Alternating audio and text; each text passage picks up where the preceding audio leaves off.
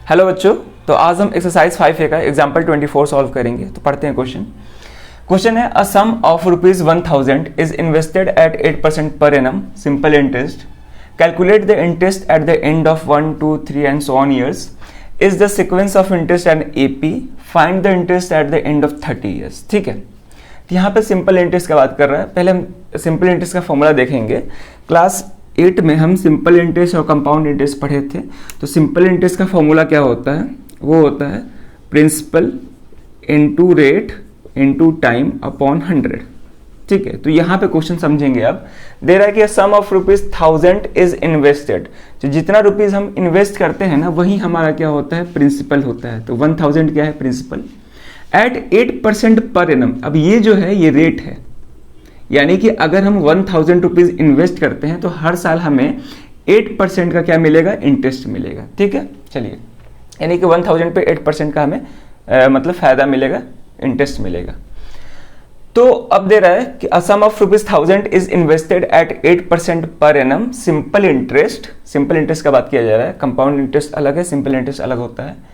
Calculate the interest at the end of 1, 2, 3 and so on years. यानी कि हमें interest calculate करना है हर साल के एंड पे, यानी कि 1 साल के एंड पे हमें क्या मिलेगा, 2 साल के एंड पे इंटरेस्ट क्या मिलेगा, 3 साल के एंड पे इंटरेस्ट क्या मिलेगा, वो सारे कैलकुलेट करने हैं। उसके बाद कैलकुलेट करने के बाद जो भी हमें सिंपल इंटरेस्ट आएगा 1 साल के एंड पे, 2 साल के एंड पे और 3 साल के एंड पे, जो भी हमें सिंपल इंटरेस्ट आएगा, हमें चेक करना है कि ये जो सीक्वेंस है ये AP है या नहीं है। ठीक है, पहले हम क्या करेंगे, यहाँ पे टाइम की जगह पे 1 ईयर लेंगे। उस केस में क्या सिंपल इंटरेस्ट आ रहा है, फिर 2 ईयर पे सिंपल इंटरेस्ट निकालेंगे, फिर 3 ईयर पे निकालेंगे। ठीक है, 4 ईयर्स पे निकालेंगे। उसके बाद चेक करेंगे कि जो भी हमें सीक्वेंस मिल रहा है सिंपल इंटरेस्ट का वो AP है या नहीं। ठीक है, तो वही हमसे पूछ रहा है कि is the sequence of interest and AP। उसके बाद हमें क्या करना है, find the interest at the end of 30 years. उसके बाद हमें 30 साल के बाद हमें क्या इंटरेस्ट मिलेगा 1000 रुपीज पे, वो हमें कैलकुलेट करना है। ठीक है, तो आसान क्वेश्चन है, देखेंगे कैसे सॉल्व करना है इसे। तो जो चीज पहले गिवन है उसको लिखते हैं। ठीक है, क्वेश्चन के लैंग्वेज पे नहीं जाना है। देखने में लग रहा है कि डिफिकल्ट क्वेश्चन है, लेकिन ऐसा नहीं है, काफी आसान क्वेश्चन है।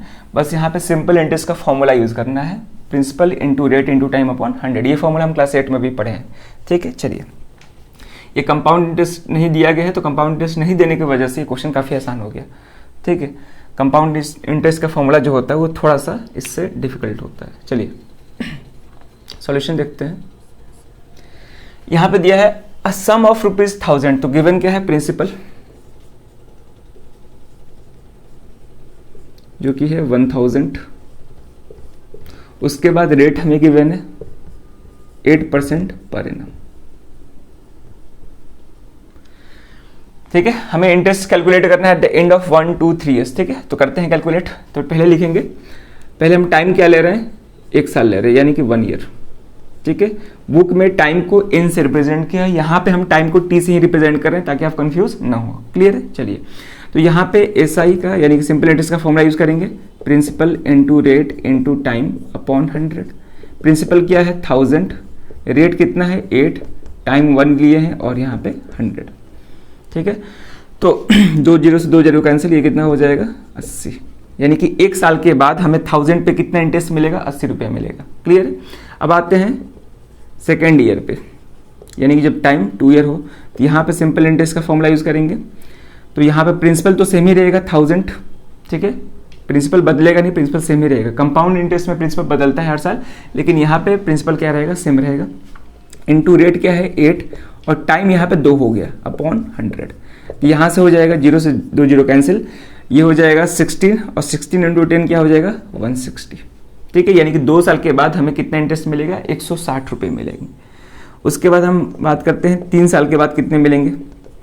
तो यहाँ पे फिर से 1000 इंटू रेट कितना है हमारा? 8, यहाँ पे टाइम 3 हो जाएगा अपॉन 100, ये कैंसिल हो जाएगा, ये 24 इंटू 10 240। ठीक है, उसी तरह आप T4 भी निकाल सकते हैं, जब मतलब 4 ईयर्स के बाद क्या मिलेगा, तो फिर से वही हो जाएगा 1000 इंटू 8 इंटू 4, ठीक है ना, इंटू 100, 0 से 0 कैंसिल, ये हो जाएगा 32 इंटू 10, यानी कि 320 रुपये मिलेंगे। क्लियर है?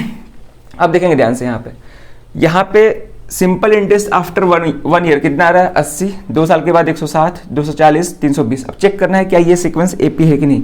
तो यहाँ पे हम एसआई का सीक्वेंस लिखते हैं, क्या क्या है 80, 160, 240, 320 एंड सो ऑन। ठीक है, अब देखेंगे कि ये सीक्वेंस एपी है या नहीं है। तो क्या करते हैं हम डिफरेंस चेक करते हैं, दो कंसेक्यूटिव टर्म्स का डिफरेंस चेक करते हैं। यहाँ पे इन दोनों का डिफरेंस चेक करेंगे कितना आएगा 160 माइनस 80 आएगा। इन दोनों का भी डिफरेंस चेक करिएगा 240 माइनस 160, यहाँ भी 80 आएगा, यहाँ भी डिफरेंस क्या आएगा 80 आएगा। तो डिफरेंस क्या है कांस्टेंट है, सेम है, तो इसलिए हम कह सकते हैं कि ये जो सीक्वेंस है वो क्या है हमारा एपी है। तो लिखेंगे सिंस, चाहे यहां पर आप दिखा भी सकते हैं डिफरेंस, ठीक है ना। देखिए ये हमारा T1 टर्म है, फर्स्ट टर्म सेकंड टर्म, तो क्या करेंगे T2 माइनस T1 निकालेंगे, क्या आ रहा है 160 माइनस 80 जो कि 80 आएगा। उसी तरह T3 माइनस T2 करेंगे 240 माइनस 160, ये भी 80 आएगा। T4 माइनस T3 करेंगे तो ये भी क्या आएगा हमारा 320 माइनस 240, ये भी 80 आ रहा है। तो लिखेंगे since T2 minus T1 is equal to T3 minus T2 is equal to T4 minus T3, therefore given sequence, बस इतना ही कर देंगे, बस दिखा देंगे, इसको लास्ट में ले देंगे। Therefore given sequence of simple interest is an AP, क्या है हमारा एपी।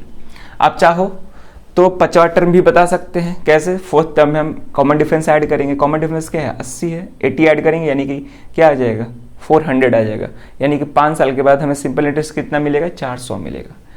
सही है, चलिए तो क्वेश्चन का एक पार्ट हो गया कंप्लीट कि क्या सीक्वेंस है या कि नहीं है, सीक्वेंस है। अब हमें फाइंड करना है, find the interest at the end of 30 years, 30 साल के बाद हमें कितना इंटरेस्ट मिलेगा वो हमें फाइंड करना है, यानी कि टाइम यहाँ पर दिया है 30। तो क्या करना होगा, अच्छा पहले इतना नोट कर लीजिए, उसके बाद हम इसको सॉल्व करते हैं। अब हमें 30 साल के बाद सिंपल इंटरेस्ट फाइंड करना है, क्या होगा, ठीक है। तो अब ध्यान से देखेंगे यहाँ पे जो भी हम सिंपल इंटरेस्ट लिखेंगे, जो 80 आ रहा है ये 1 साल के बाद का सिंपल इंटरेस्ट है, ये 2 साल के बाद का है, ये 3 साल के, ये 4 साल के बाद। अब ध्यान से देखेंगे ये जो है 80, 160 ये सारे के सारे क्या है टर्म नंबर है, ये सारे के सारे क्या है टर्म नंबर है। तो यहाँ पे n का वैल्यू क्या है 1, यहाँ पे n का वैल्यू 2 है, यहाँ पे n का वैल्यू 3 है, यहाँ पे n का वैल्यू 4 है, यानी कि जो भी यहाँ पे टाइम दिया है ना वही n का वैल्यू है, ठीक है। इसीलिए बुक में टाइम की जगह पे यानी कि t की जगह पे n रख के सॉल्व किया है। तो शुरुआत में हम n नहीं रखे थे क्योंकि आप कंफ्यूज हो जाते, वहां पे हम टाइम को स्मॉल t ही रख के चेक कर रहे थे, ठीक है ना। चलिए सॉल्व कर रहे थे। अब यहाँ पे क्या है कि टाइम 30 दिया गया है कि 30 साल के बाद सिंपल इंटरेस्ट क्या आएगा। तो आप देख पा रहे हैं कि जो भी टाइम है ना वही n का वैल्यू है। टाइम यहाँ पे 30 ईयर्स दिया गया है तो n का भी वैल्यू क्या हो जाएगा 30। जैसे यहाँ पे देखिए टाइम 1 ईयर था तो n का वैल्यू 1 है, टाइम 2 है 2 ईयर्स है तो n का भी वैल्यू 2 है, टाइम 3 ईयर्स है तो n का भी वैल्यू 3 है। n क्या है हमारा टर्म नंबर है, आ रही बात समझ में, यानी कि t इक्वल टू 30 है तो यहाँ पे टर्म नंबर क्या हो जाएगा 30 हो जाएगा, ठीक है। यानी कि इस एपी का हमें 30th टर्म निकालना है, क्लियर है। चलिए तो यहाँ पर हम लिखेंगे कि therefore interest at the end of 30 years, उसके लिए हम क्या करेंगे सिंपली जनरल टर्म फॉर्मूला का यूज कर लेंगे, क्योंकि ये सीक्वेंस क्या है हमारा एपी है, इस एपी का 30th टर्म बताना है तो यहाँ पर हम टीएन का यानी कि जनरल टर्म फॉर्मूला का यूज कर लेंगे, आसानी से हो जाएगा, ठीक है ना। चलिए तो therefore interest at the end of 30 years क्या हो जाएगा, जनरल टर्म फॉर्मूला का यूज करेंगे T n is equal to a plus n minus 1 into D.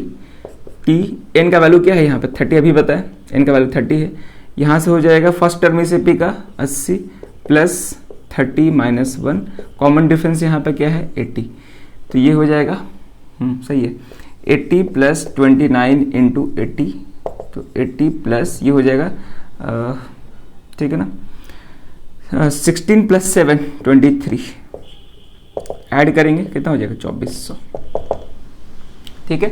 तो 30 साल के बाद हमें 1000 रुपीज पे कितना इंटरेस्ट मिलेगा 2400 का इंटरेस्ट मिलेगा, यानी कितना प्रॉफिट मिलेगा हमें, सही है। चलिए तो यहाँ पे हम सिंपली जनरल टर्म फॉर्मूला का यूज कर लिए, और कैसे कर पाए क्योंकि जो सीक्वेंस था वो एपी था एसआई का, इसीलिए हम यहाँ पे जनरल टर्म फॉर्मूला का यूज करके हम 30 साल के बाद कितना इंटरेस्ट मिलेगा वो निकाल लिए, ठीक है। आप चाहो तो ऐसे भी निकाल सकते थे जनरल टर्म एसआई का फॉर्मूला यूज करके, S I is equal to P into R into T by 100, ऐसे भी निकाल सकते थे। यहाँ पे प्रिंसिपल क्या है हमारा 1000, रेट कितना है 8 है, टाइम यहाँ पे 30 साल है, अपन ऐसे भी निकाल सकते थे। लेकिन यहाँ पे क्योंकि हम एपी चैप्टर पढ़ रहे हैं ना, तो हम कोशिश करेंगे एपी का यूज करने के लिए, क्योंकि ये एपी का क्वेश्चन है तो हम एपी का ही यूज करेंगे। ऐसे ही इस फॉर्मूला का भी चेक कर लेते हैं, आंसर सेम ही आएगा। तो यहाँ से हो जाएगा हमारा 80 इंटू 30 कितना आ रहा है 2400 ही आ रहा है, ठीक है। तो आप एग्जाम में एपी का ही यूज करिएगा क्योंकि ये एपी का क्वेश्चन है, ठीक है। क्लास 10th में हमें सिंपल इंटरेस्ट कंपाउंड इंटरेस्ट नहीं पढ़ना है, वो तो शुरुआत में हम लोग यूज कर लिए क्योंकि उसी की यूज से हम सीक्वेंस निकाल सकते थे, ठीक है। तो उस फॉर्मूला का यूज कर लिए एक बार, तो फिर मतलब ये इसको सॉल्व करने के लिए हम इसका फॉर्मूला यूज करेंगे क्योंकि हम यहाँ पे एपी चैप्टर पढ़ रहे हैं, ठीक है ना। वैसे इस फॉर्मूले से भी आंसर सेम ही आएगा, ठीक है।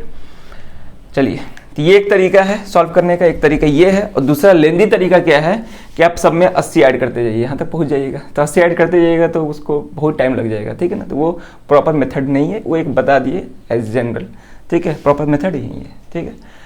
चलिए फिर, बढ़िया क्वेश्चन था और आसान भी क्वेश्चन था। अगर हमें सिंपल इंटरेस्ट का फॉर्मूला मालूम है और एपी का सारा कंसेप्ट अच्छे से क्लियर है तो हम आसानी से इस क्वेश्चन को सॉल्व कर सकते हैं। तो क्वेश्चंस को प्रैक्टिस करते रहिए, वीडियो देखने के बाद खुद से सॉल्व करिएगा। कहीं भी कोई दिक्कत है जरूर उसको कमेंट करिएगा। इस वीडियो में ये क्वेश्चन रखते हैं, अब मिलते हैं नेक्स्ट वीडियो में नए क्वेश्चन के साथ। Thank you.